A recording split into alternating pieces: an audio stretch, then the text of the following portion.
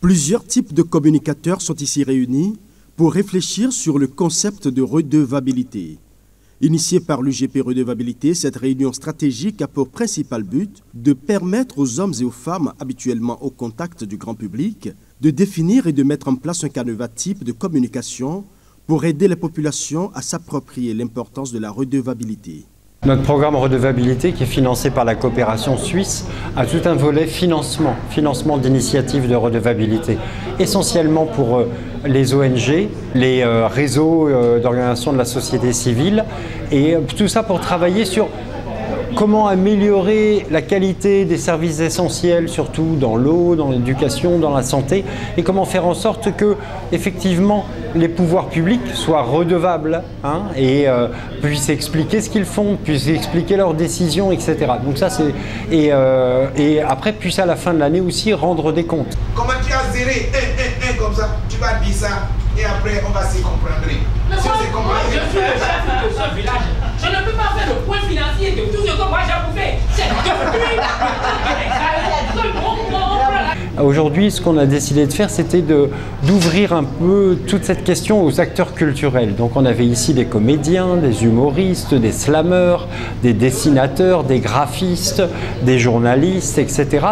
Et l'idée, c'est comment on pourrait communiquer plus clairement, plus simplement sur ces questions de redevabilité. C'est-à-dire des gens qui sont porteurs de messages, qui sont des acteurs culturels reconnus, renommés. Ils ont une audience, ils ont un public, et donc on sait que leur message va être bien compris.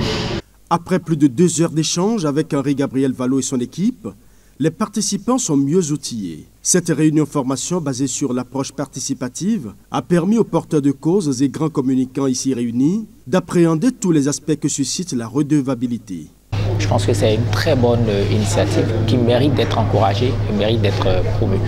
Mes impressions sont très bonnes d'avoir participé à cet atelier et je souhaite vivement que les autorités en charge de cette promotion puissent faire le nécessaire pour faire avancer les choses. J'ai appris des expériences des uns et des autres.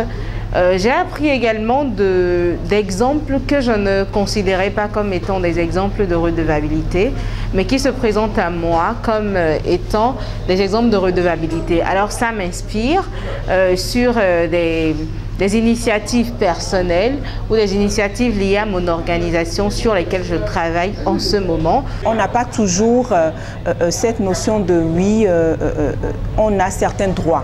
On a le droit à l'information, on a le droit à un minimum de services en fait de la part de ceux-là qui nous dirigent. Et je pense qu'il serait de bon ton qu'on puisse trouver les bonnes stratégies pour pouvoir justement en parler, même à la vendeuse de tomates, aux petits mécaniciens dans les rues, pour que justement cette notion de redevabilité-là puisse être acquise par le maximum de citoyens. Je découvre aujourd'hui qu'il est important pour acteur culturel que je suis et surtout encore pour le porteur de cause que je suis de pouvoir comprendre comment je peux amener les gens à connaître leurs droits, leurs devoirs et ensuite exiger du service public et même du service privé des redditions de comptes. Filiatron, n'amène le philodin, filiaté, arona weau, n'anu koindo tina, aïe hato venintote.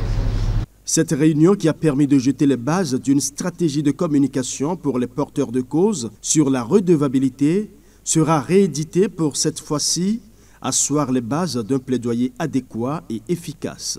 Comédiens, artistes, slameurs, réalisateurs, journalistes et défenseurs de droits se donnent donc un rendez-vous pour de nouvelles assises.